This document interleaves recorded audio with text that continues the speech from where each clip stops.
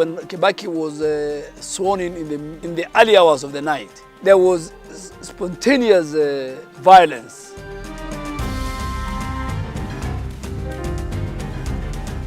Now they said in Swahili, kama hii hatushindi, hii hakutakalika, Kenya haitakalika. I heard some people saying that, and I thought it was a joke. Tonight, the first of our two-part series. It is now the time for healing and reconciliation. It's my own brother, my blood brother, Dengya. From our experienced political team, a special documentary. Dressing the divide. This is an epic story of how we got here.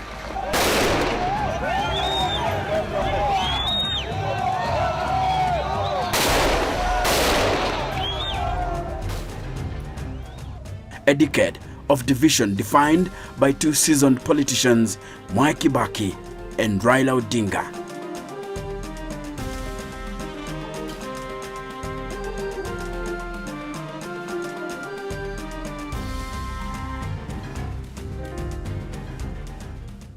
Ilikuwa tu kwamba sisi tuliamini lazima tupate njia ya kuunganisha Wanakenya ili tufaulu na tutimize yale tulitaka kutimiza 1992 na 1997, na hatukuweza kuyatimiza kwa sababu tulikuwa tumegawanyika.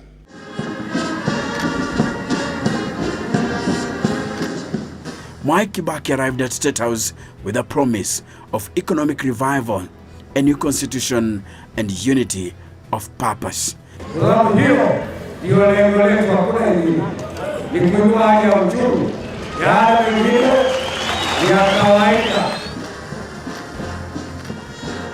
But his time at the House on the Hill would usher in an age of unprecedented tribalism, mistrust, and political competition anchored on anger. It was a turning point in Kenya's political division.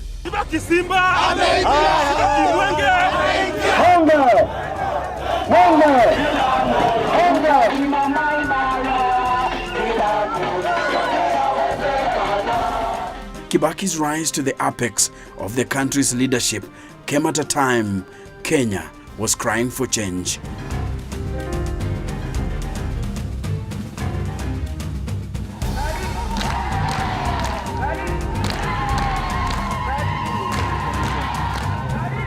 At the end of Daniel Arap Moi's presidency, the nation was reeling.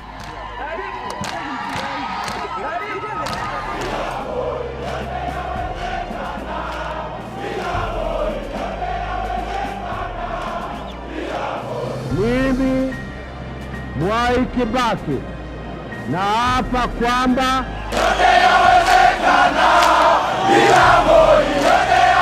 Najib Balala defected from KANU together with Raila Odinga, George Saitoti, Kalonzo Musyoka, and many others. And there was a fight between Saitoti and Raila Odinga. Yes.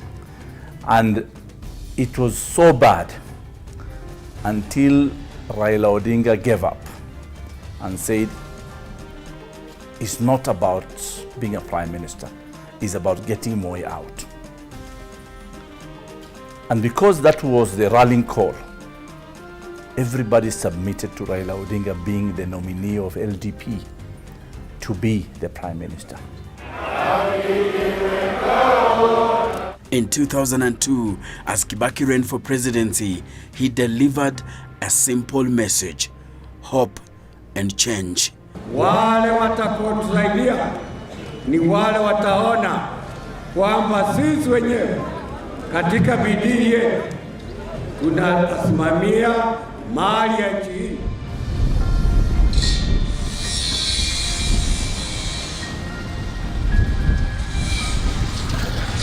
The National Rainbow Coalition were not the only ones looking for change. Karibu baba. Hapa kwako. Karibu Garissa baba. For KANU and Moi, Uhuru Kenyatta ignited a new political force. The president did read very well that Kenyans needed change. And I don't think they are going to settle for anything less than change. We want to do the business of our country in a different way. We want new players. We want people who can do things in a different way, in a better way.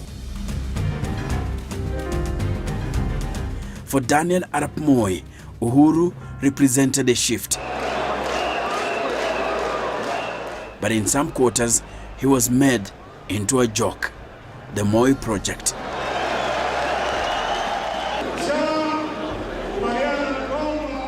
It led to a mass walkout as Raila Odinga engineered the disintegration of the once indomitable party, KANU.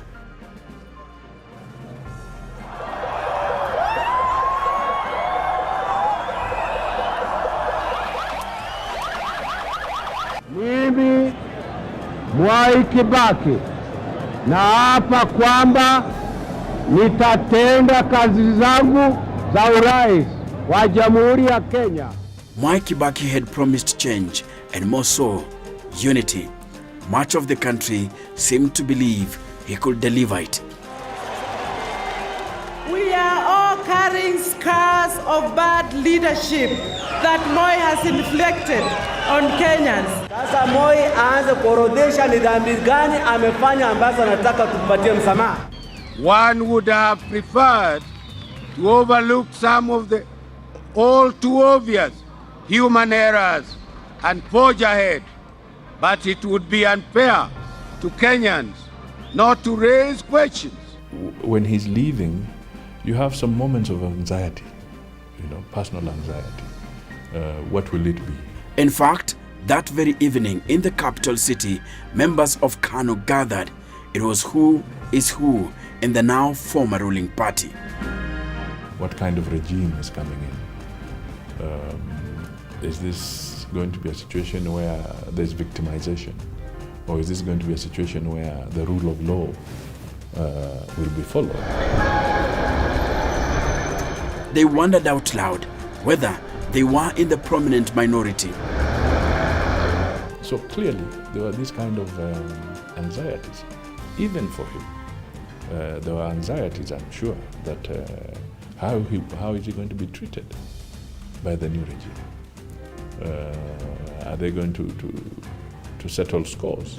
Theirs was to block the new president, explore his agenda, exploiting the divide.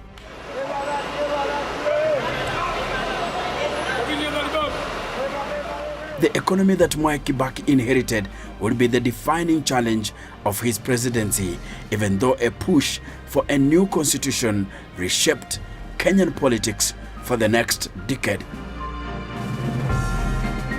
Before he could deliver his promise of unity, Kibaki had to confront the increased agitation for change. People wanted a new constitution, but by this time, cracks had emerged in the ruling coalition, NAC. Now, the mistake we did as politicians and leaders for this country is the politics of deceit. We cheat each other. Power got into the heads of some people, and they started behaving funny, excluding others in decision making, not meeting the agreements that we had agreed on. Backstabbing. These are the things that is haunting the country.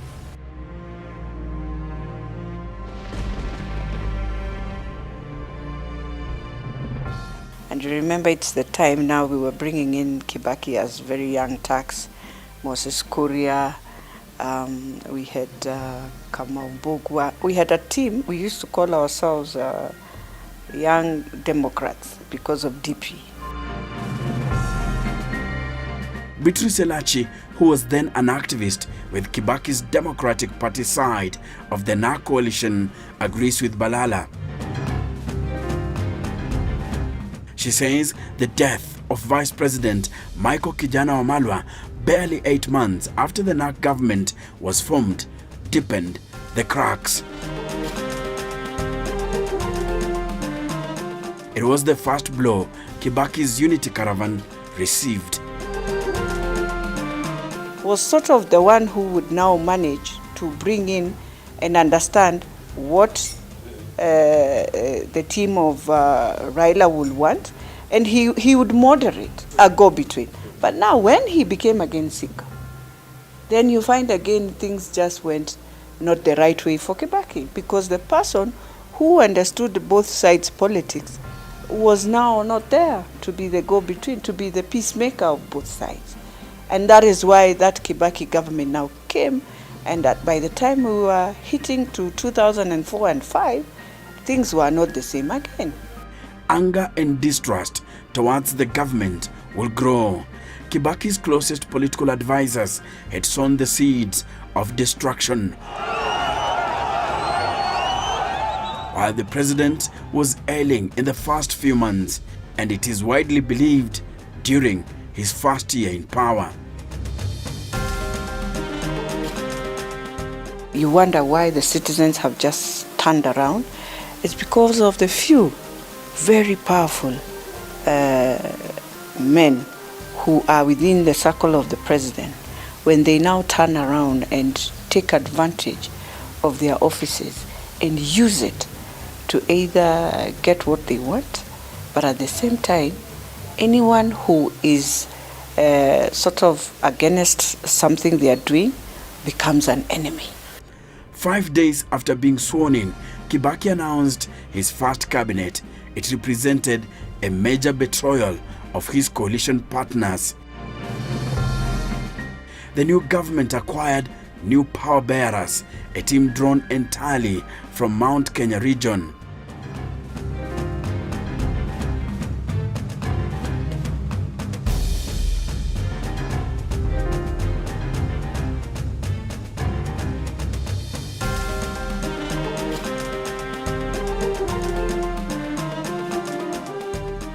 After Kibaki was sworn in, the gates were closed.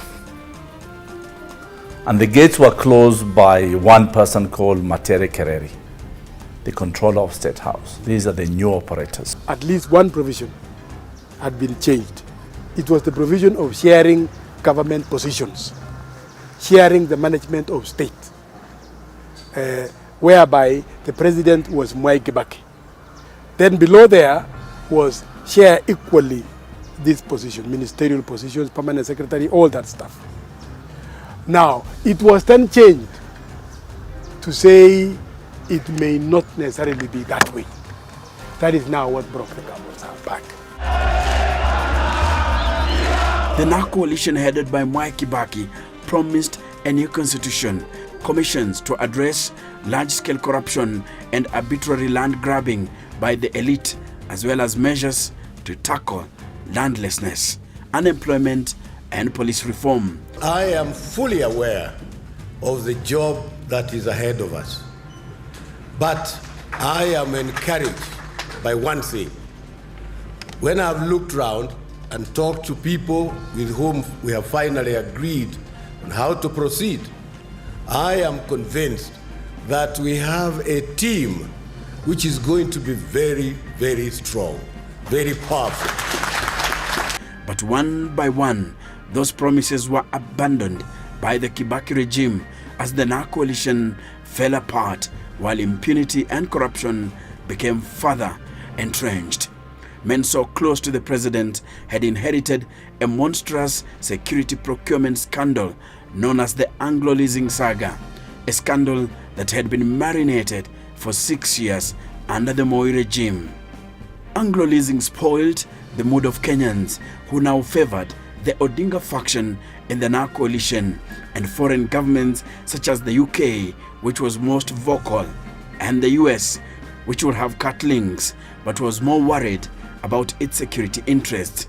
The significance of Anglo leasing in defining the narrative of the Kibaki presidency lingered for years. It was with a lot of anger, and all of a sudden the country now turns around. Corruption was being fought, yes, but still corruption was within governments. And so you have to reach a point and sort of think, how do I stop this? How do we tone down so that things settle? But it was too late. Kibaki failed to deliver a new constitution as he had promised. A disjointed government meant a divided nation. This will be, yes, it will be like this. Yes, this will be.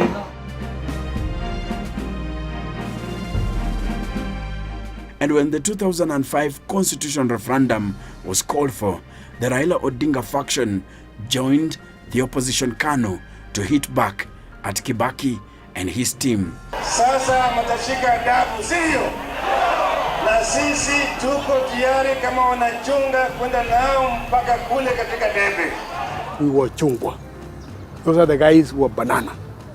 And we went across the country describing how rotten a banana is.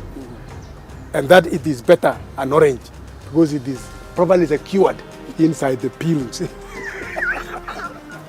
And we succeeded. And Kenyans listened. Kenyans listened. I was almost the bishop of the Katiba. Kibaki was handed an embarrassing defeat in what was seen as an opinion poll over his then 3-year reign. Timu ya orange imeshinda timu ya ndizi, sivyo? Bao 10 kwa bila. The country was then split in two. The unfortunate thing is that after we won, and we didn't win the government was Mwai Kibaki, he sacked all of us. No, I wasn't sacked. I'm saying we sacked the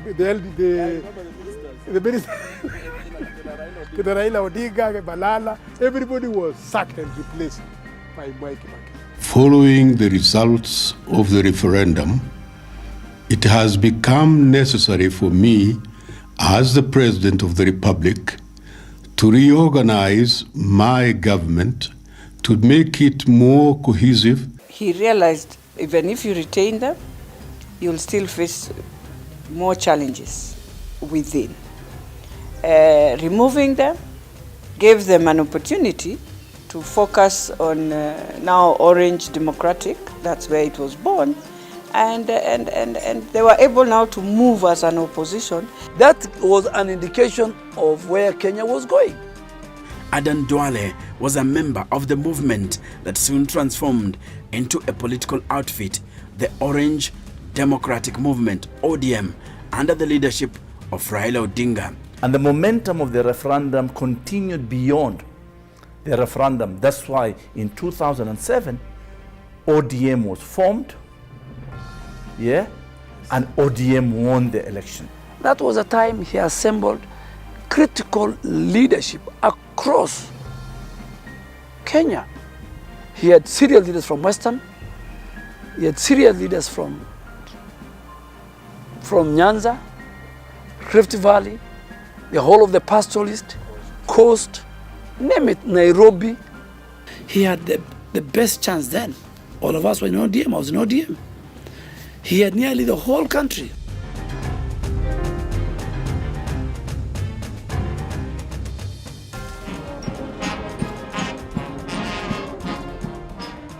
Mwai Kibaki's election in 2002 offered hope of tribal harmony, but in his first 3 years, it was clear the tribe was a central part of the divide and his presidency was a flashpoint. The opposition and the media reminded people just how Kibaki had centered his administration around people from his native community. They called them the Mount Kenya Mafia. They disowned the promise after we delivered them.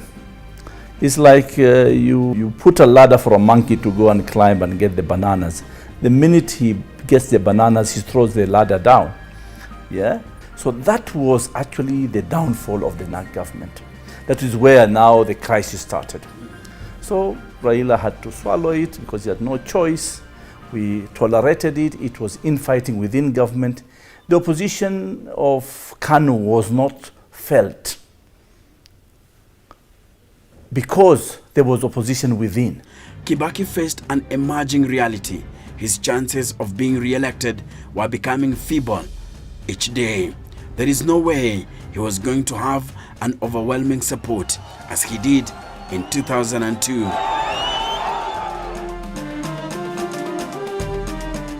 The man who had led his victorious campaign, Raila Odinga, was now his main challenger.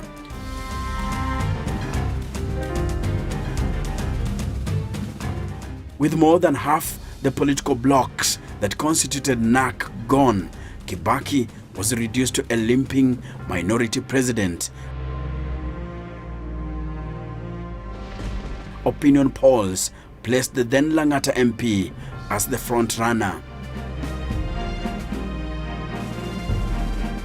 Every elections, if you look from 2002, every election in Kenya has 2 horses. Of course, there are many donkeys. The anger directed at Kibaki was growing. His re-election looked unlikely, but he would fight back, rallying his supporters, including some parties that had formed the NAC coalition.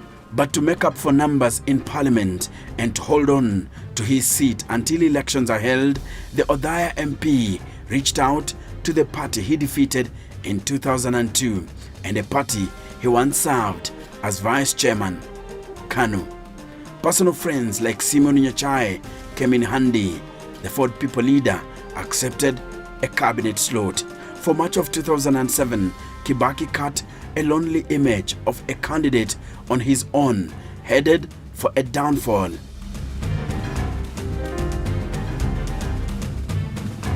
Three months to the election, he had not even chosen a party by which to seek re-election.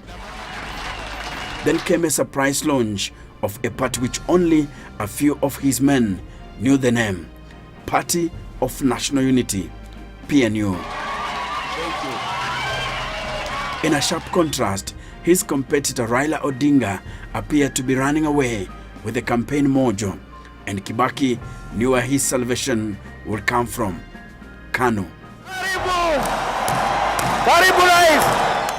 A party he once served as vice chairman and whose leader was his tribesman. For that to happen, Uhuru will shelve his presidential ambition to support a man seen as one of his own. Oh, KANU, yajenga nchi. Oh, KANU, yajenga nchi. Oh, KANU, yajenga. Uhuru Kenyatta had injected hope in what appeared a lost re-election campaign. Yajenga nchi. Nikukumbushe ya kwamba hata wewe ulikuwa life member wetu wa chama hii yetu ya KANU. With Uhuru out of the race, Kibaki was now able to marshal the vote-rich Mount Kenya region, and cutting down a huge margin Odinga appeared to enjoy in the run-up to the election. Na mimi sikufikiria KANU watakuja tufanye kazi pamoja, na ninawaomba tafadhali, nawaomba kura yenu tafadhali. Thank you sana. Asante. Asante sana. Hello, how are you, Kolia? I realized that Kenya was divided. Ethnicity was actually taking its toll. Joseph Madenge, an experienced photojournalist, was in the thick of things as the country prepared for the 2007 elections. He covered both PNU and ODM rallies. I could see people who were affiliated to PNU. Most of them were either from Central, and ODM, of course, were from Nyanza and Rift Valley. You could see the division between the two groups. And the divide was growing, fueled by politicians. There were signs that while we are going to this election, it's not just going to be an election. It is going to be an election where people are going to settle scores, but we don't know the magnitude of it. You'd feel the tension. And even women will whisper and tell you. And you know, at that time, women loved Kibaki so much. But they will tell you, here, it's not going to be well. The campaign of the Orange Democratic Party, which I was a member, 1 year to the election, was a campaign that was laced with hate speech, that was laced with ethnic tension, that created the 42 against 1. Kenya was heading into the general election on the backdrop of the country's most polarized campaign period. I remember some people saying that if now they said in Kiswahili, kama hii hatushindi, hii hakutakalika, Kenya haitakalika. I had some people saying that, and I thought it was a joke until the time of the election. During the election, you could tell for sure they meant what they said. Some will say it was not planned. In some areas, it was very well planned. And especially when you will go for a rally and you find young people very agitated that you can't even do that rally. If indeed it was not planned, why would the young people, even before the elections, deny you to do a rally in their region?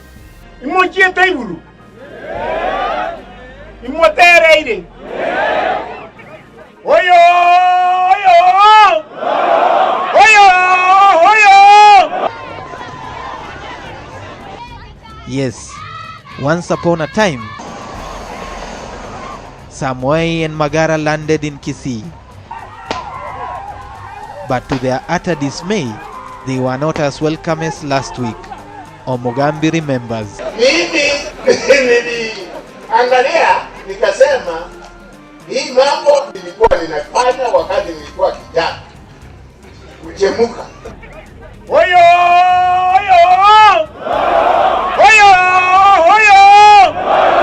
Kulikuwa ni makosa. Hiyo ni yangu, hiyo ni mwingine, watu waliumia. We are saying sorry. And I remember going to Nandi also, it was very volatile before the elections. So you could see already there was something happening quietly and very well planned. December 27th, 2007 it was. The voting process and the initial stages of tallying appeared peaceful. Only isolated violent incidents and allegations of vote fixing by both the main opposition party ODM and PNU were reported. By the 29th of December, results published by the Kenyan media placed Odinga in a commanding lead. But Kibaki will gain in his heartland results, and by 30th of December, he had eclipsed Odinga.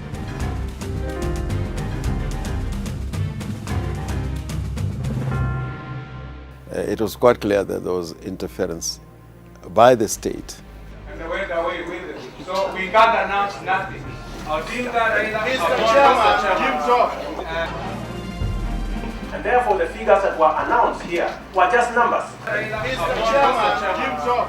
Senator James Orengo was at the KICC when chaos dominated the tallying of presidential results.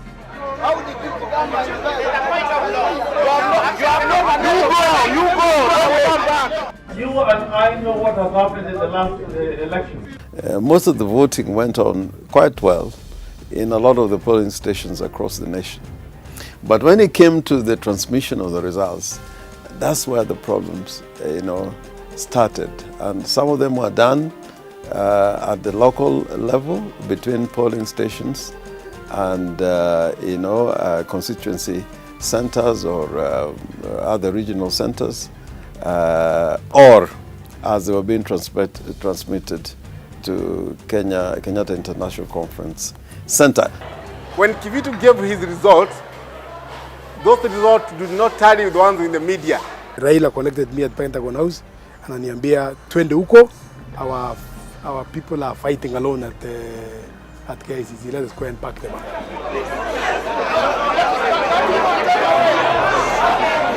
This chaos emphasized on creating more division. Form 16, which shows from Chepalungu constituency, where the Honorable Raila Odinga garnered 42,300 votes. The tally form indicated that he had garnered 420,000 votes. With Kibaki now ahead of Raila Odinga, according to the Electoral Commission of Kenya results, ODM were convinced the results had been tampered with. We were so excited that at the time all these things were being done to us, we were very busy crafting the next government. You are doubting your officers delaying the results, and we are doubting the same results that are being announced here. Well, in that case, in that case, if you doubt us, you know where to. Let there be a tally of all the 210 constituencies. Mr. Chairman, when you were announcing for the first part of this press briefing, where ODM had won, we did not hear anybody complaining. Where President Kibaki has won, the people are echoing. This election will be won by the ballot, not by mere shouting. Mr. Chairman, we are submitting. Proceed and announce the winner of the election and let us be able to move on. Who are you? I was telling, whispering to Chuck Tumwa,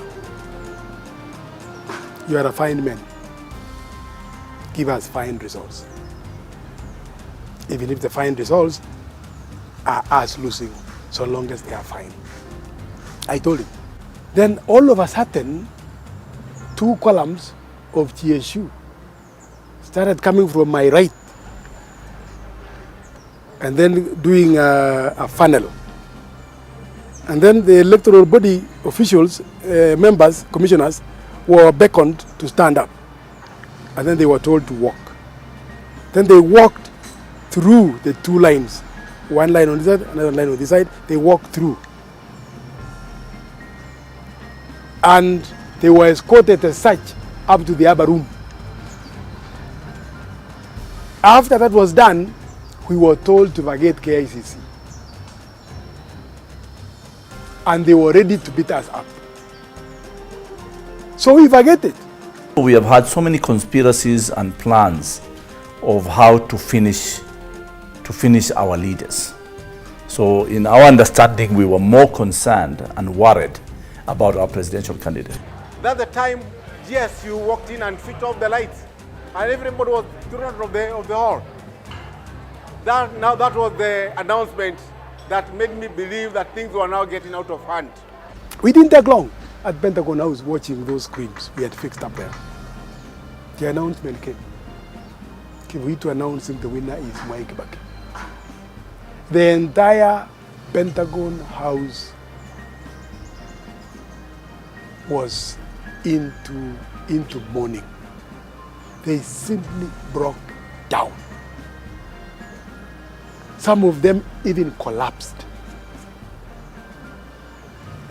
I mean, I remember I had to be involved in first aid on some of them, because that was the last thing to expect. That was the last thing to expect, because that election was won by the orange team. How was Raila when the results were announced? He simply stood up, walked into his car, went away. The one who, I mean, a large number, I don't want to mention the guys who broke, but they broke down. Yeah. William Ruto, again, also walked away. Henry Koskei walked away. While the results were coming in, yes, at one point, by the way, Kibaki had 400,000 more than Tinga. You know, I know many people will dispute it, but that is the truth at that time. You know, whether it was rigged, but he had more. And therefore you have to announce him as the president. There was no, that one would not have run away. It was like saying again, don't announce any. So then? The difference was about 200,000 votes when really proper tallying was done. But you can win. That time, we were under the old constitution. The 50+1 margin was not there. So, and I'm a Muslim, I don't want to lie. Raila Odinga won that election of 2007. Medal figures and then Kibaki nitaihifadhi, nitailinda, controversially took oath of office to serve a second term. Mujibu wa sheria iliyowekwa. Ewe Mwenyezi Mungu unisaidie. The private ceremony at State House was attended to by a heavy stench of impropriety. A small team of power handlers followed an elaborate script. At the end of it was Chief Justice Dr. Evans Gisheru, who had already been summoned at State House to conduct the nightfall rituals.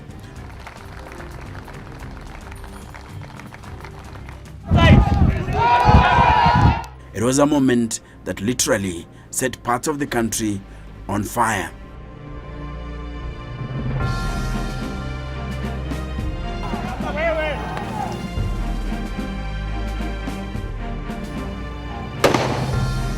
A highly polarized campaign had preceded the bitterly contested presidential elections.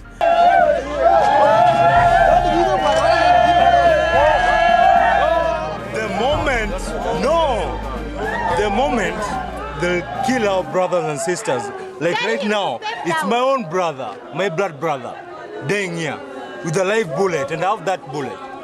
The regions that did not support Kibaki's re-election bid felt cheated by the official results and erupted in violence.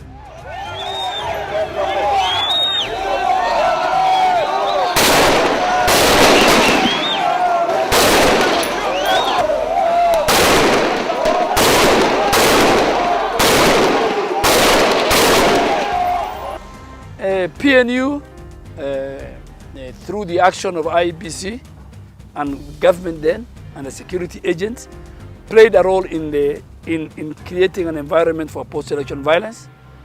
ODM, prior to the election, prepared their supporters, created ethnic tension, created 42 against 1. It was simply instantaneous. It was a reaction from the heart. People didn't expect that. No, people didn't expect that. So for anybody to come later on and start insinuating that it was planned is simply falsehood and is simply not correct. Because if it was planned, I was in this system of Orange. I would have had. I had no idea, no knowledge whatsoever. And I'm prepared to put up the newest of the Bibles. That I had no knowledge. But it just came off. When you go out and you continue putting emotional politics into your supporters, this is how they fire up. Kibaki's message of unity after his controversial oath of office was literally a case of too little, too late. I call upon all candidates and Kenyans in general to accept the verdict of the people. With the general election now behind us, it is now the time for healing and reconciliation among all Kenyans. Over 1,300 people were killed and over 600,000 others were displaced following the violence. So meddled were the figures that a commission of inquiry led by former South African judge Johan Kriegler failed to find a green light on who between Kibaki and Odinga deserved to be in State House.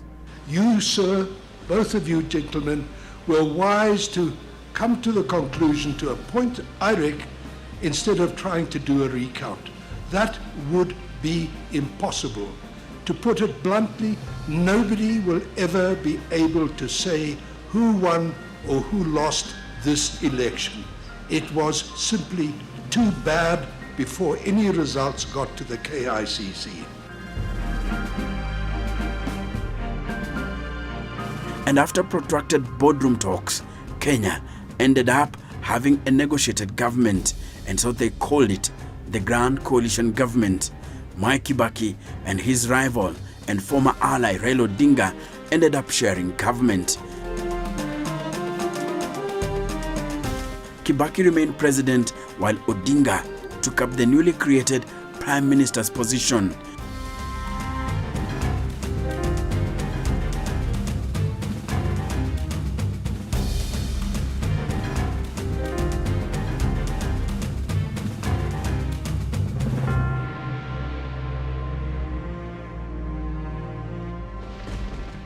there was also the recognition of Raila Odinga being the potential prime minister even before changing the law.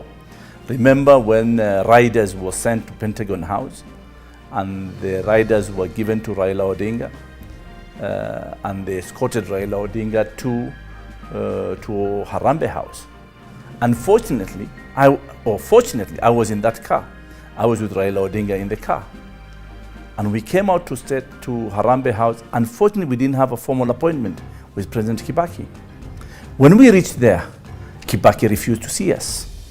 I told Raila Odinga, maybe we don't deserve to be given the riders before the deal.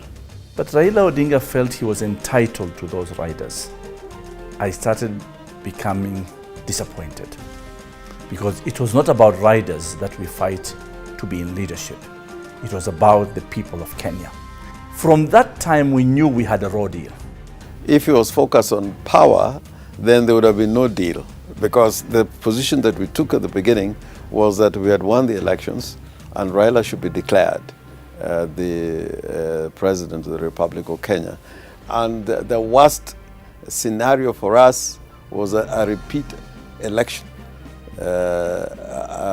Worst because we only two scenarios. Raila's announced, and our second option was that we should go back for elections. It was necessary to go into that deal because the entire clout of the international community, either as expressed through the African Union, the United Nations, and the United States of America, European Union, all of them wanted Raila, to accept a deal. It was an arrangement that forced consultation in almost every subject of governance. But from the onset, Kibaki ensured the coalition was about sharing responsibility and minimally power. We could have done better, and we knew we could have done better. But slowly, a lot of people were beginning to say we were now being a little bit unreasonable. And we had now, to accept something which could work for the players and also for the country. He shared responsibilities, not power. And if you ask me seriously, I would say yes, that's correct. How, from your understanding? My understanding is there's got to be a leader in any organization whom everybody would fall back to. You just cannot create a vacuum there in the name of collaboration. No. And again, too, you cannot share that power. It's not possible to share power. Hata nyumbani kwako, wewe ndio mdosi, bibi ndio chini na watoto. You cannot say, unaanza sasa kutoka leo, mnakaa authority ya hiyo familia kati yako na bibi yako. Iko conflict itatokea mara moja hapo. One must be submissive. So, to me, that was correct. And sharing the responsibility was correct.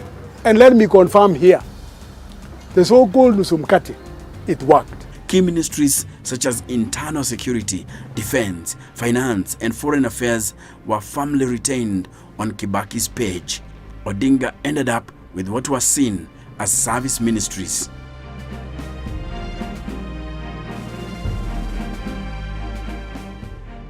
Sasa sisi tuko ndani ya serikali. Waziri mkuu hana habari ati rais kesa atakwenda kupeana district pale. Anapeana tu peke yake. Waziri mkuu anakuja kwa sherehe kubwa kama na hii ya serikali, PC hakuna. Unaambia ati PC ameenda Nairobi. Kama Kibaki alikuwa anakuja hapa, PC angeweza kwanza kuja kwa hapa. Na angewekewa sana namna hii bila hata choo. Angewekewa. Alafu na nusu kapeti namna hii. Nusu mkeka. If Kibaki and PNU behaved properly and accepted the terms and the position of the Prime Minister as set out in the law and in the Constitution, things would have gone a different direction. Kenya would never had a situation where an election still becomes a problem. The result of an election becomes a problem. But the Grand Coalition government's biggest headache will arrive on the 15th of October 2010, just 2 months after the promulgation of Kenya's 2010 constitution.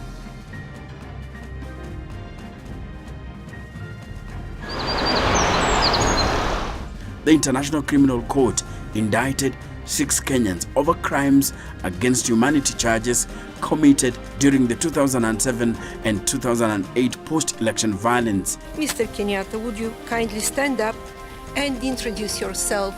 Among the 6 were key figures in the coalition government. They included Uhuru Kenyatta, a key ally of President Mwai Kibaki and Deputy Prime Minister, Francis Mudhaura, the country's head of public service, and William Ruto, Odinga's ally in the 2007 elections.